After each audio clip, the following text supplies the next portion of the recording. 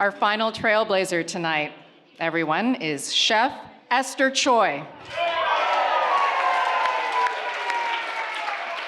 An influencer, a media personality, but first and foremost, a passionate advocate for Korean cuisine. She is the owner of mŏkbar and mŏkbar Brooklyn, both locations having fed me and my family countless times. The chef and partner of Ms. Yu. And her gastronomic focus actually began at the age of 14, but she continued with that focus by training at the Institute of Culinary Education. And after the restaurants, her career culminated in multiple media appearances, Kitchen Gadgets, which garnered millions of views. She was co-host of Beat Bobby Flay, Chopped, Money Hungry, and Throwdown with Michael Symon on the Food Network. There was a little HBO show with Selena Gomez. And clearly, Chef Esther doesn't have enough to do because now she's opened another restaurant and she's opening another one by the end of the year. Everyone, please welcome Chef Esther Choi. Oh my God. I'm so nervous right now. Hi, everyone. How's everyone's evening tonight? 진짜 떨린다. So when I'm nervous, my Korean just like comes out.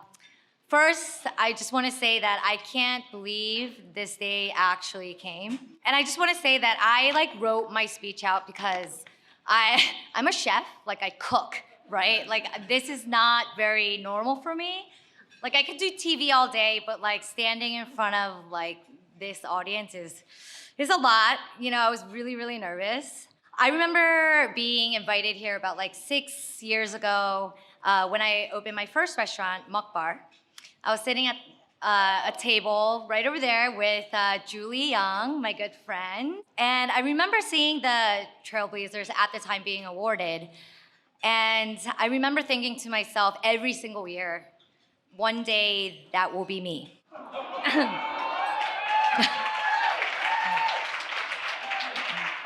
And fast forward years later, finally, here I am.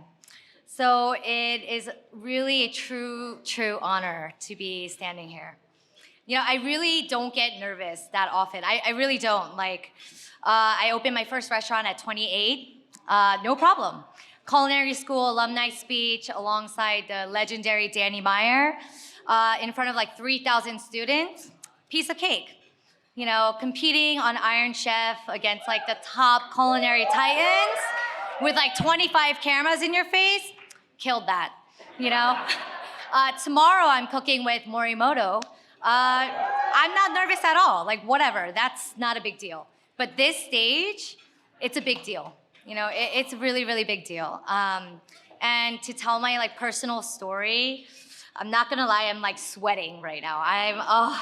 There's a lot of pressure. I feel like I'm standing in front of like my whole family, my parents. You know, there's a lot of pressure there, obviously. Korean parents, you know how it is.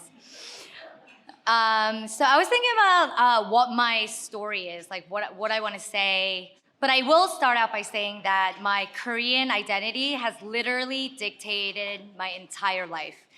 And that beginning starts with my 할머니. My grandma. She's a huge inspiration in my life. 할머니 is a recurring theme in many Korean households, including my own. Being born into a Korean immigrant family, it was common to see us being raised by our grandparents. And it was no different for me. My childhood consisted of my overworked parents who operated a string of small businesses, dry cleaners, obviously. And my grandparents were our caretakers. You know, my grandparents raised my siblings and I and made sure the household was running properly. And I feel like my family was missing the culture and flavors of Korea because how could you not? I mean, one generalization of all Koreans is that we really love our food. It's a common joke when we say that Koreans can't live without kimchi. I'm literally obsessed with kimchi. I have it tattooed on my wrist. I make like 9 different types of kimchi at like all of my restaurants. all from scratch because like I feel like kimchi is really like the heart of Korean cuisine. And I carry like a cryovac package of kimchi and instant ramen every time I travel, anywhere I go. And I travel a lot, so that's like kimchi with me at all times. See, you guys know what I'm talking about, right? Who else travels with kimchi? So I grew up in a predominantly white neighborhood in South Jersey and had very, very little access to Korean culture or Korean food. So we were the ones my family and I, we were the ones to bring the culture to town. In our very small neighborhood church, my uncle was the founding pastor, my mom was the choir leader, and my grandma was the head of the kitchen. You guys see where I'm going with this? Like literally my family was the church and the church was my family. And I think perhaps that's where my training on leadership began. My 할머니 was very resourceful. We didn't grow up with like Korean ingredients or a Korean supermarket anywhere. We're from like literally the boonies of like South Jersey and Atlantic City. So we didn't have any of that. My grandma being very resourceful, she cultivated like this big, beautiful garden in our backyard. It was full of like fresh Korean vegetables, and she brought all the seeds over from Korea and like massive patches of like fragrant gatnip and skinny neon green Korean cucumbers that had like the crunchiest texture and without barely any seeds.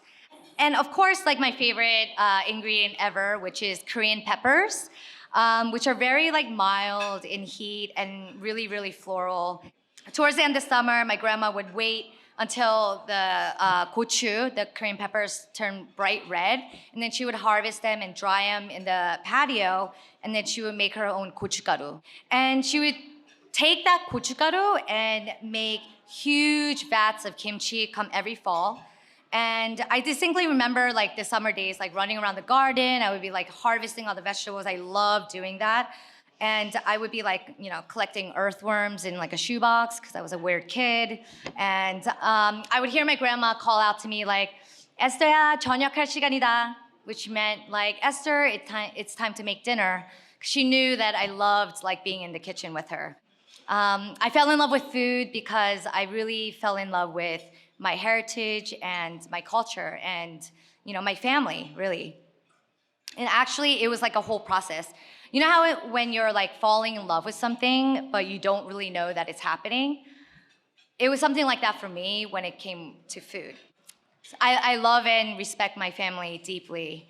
I grew up being taught that strong bonds of family blood is something that can never be forsaken. Being Korean meant like going to church every Saturday and Sunday, learn the language, socialize with the 10 other Koreans in the neighborhood because obviously I didn't grow up with that many Koreans. And of course eating tons and tons of Korean food.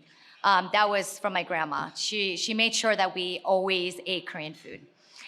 And so at school I would blend in with the other American kids, got along with everyone, had tons of friends who were mostly white.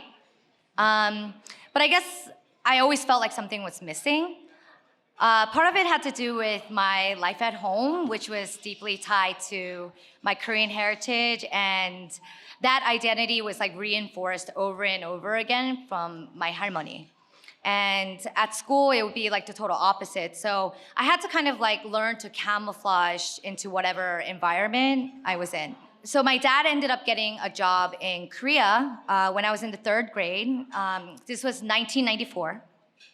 And I was basically plucked out of like a very like white 20 student a class elementary school and placed into like a 60 student a class Korean school in Incheon, where the kids were really identified by their number rather than their name.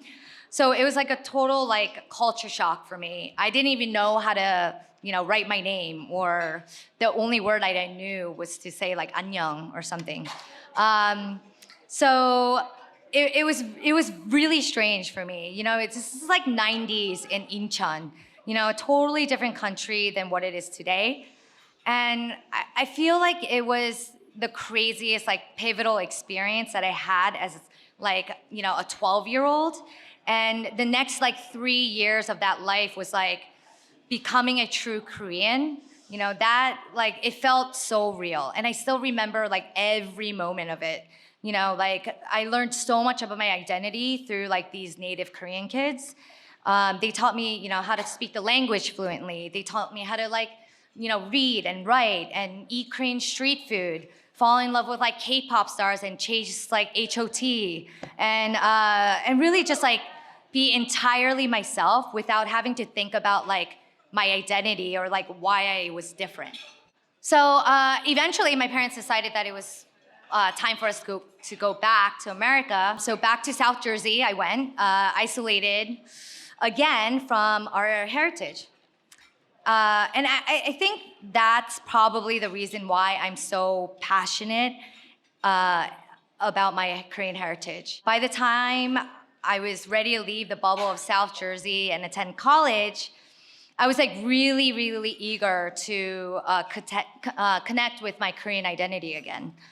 I was really physically deprived from the community, yet I felt so deep with like my connection to like just being Korean because I'm Korean. So when I attended Rutgers, I ended up being a part of every Korean major organization. KSA, Korean Student Association, where I was like the head social chair, KACF, KAS, pretty much everything and anything that had a K in it. I was like, oh, I'm Korean, I'm Korean. Like it was like so innate in me. And I even ended up studying abroad in Seoul for 6 months because I really, really wanted to connect further. And now going back to food, I've always had a very deep appreciation for food. Very, very passionate. I grew up, watching the Food Network. I dreamt of being on TV and like being like alongside these chefs. And I think this stems from my harmony. She was like the head of the Korean church, and I watched her make the most like insane, delicious family meals every Sunday. And every gathering or event, she would just like go all out, like she would just create these like insane spreads. Even meals at home were so special. Like everything she did was just all from her heart. She'd have me do like small tedious tasks, like picking the long stringy ends of 콩나물, which are bean sprouts. She would like make me sort out like all the perilla leaves, the 깻잎 to match all the sizes. But then like once in a while, she would let me do some like game-changing duty, like tasting or seasoning a dish. And every chef knows that this is a very, very important role in the kitchen. Palate is very important. Koreans like to call this 혼맛, which is hand taste. And she would teach me how to like taste something, not just like, just taste it and whatever. It's like really, really taste it. She'd ask me questions about the saltiness, the sweetness, the bitterness, how to like balance flavors. She would explain like the importance of like texture in a dish. She just would put so much of her heart into everything she made. Like she would never do something like haphazardly. She would always do everything the hard way, right? And then she would say like, you can't ever take shortcuts. She would say, if you do, people will be able to taste it immediately. And why wouldn't you want to give your all into something anyway, right? You have to give it your all. So you see, my love of food and cooking is an expression of my love for my family and my heritage. And I guess that translates to my philosophy of cooking, which is ultimately the expression of love. The respect to the ingredients being used and the thoughtfulness of every step of the process. You guys trust the process, even if it takes long. And also the love of the person I am cooking for. Her philosophy of cooking is the way, I guess, I look at life in general. It's not just about food and like the way I cook something. It doesn't apply to only the way I cook, but it applies to how I operate my business, how I treat my staff, how I start a new project, and how I view my relationship with everyone and the world, including myself. Through this ideology, I've been able to open 5 restaurants to date.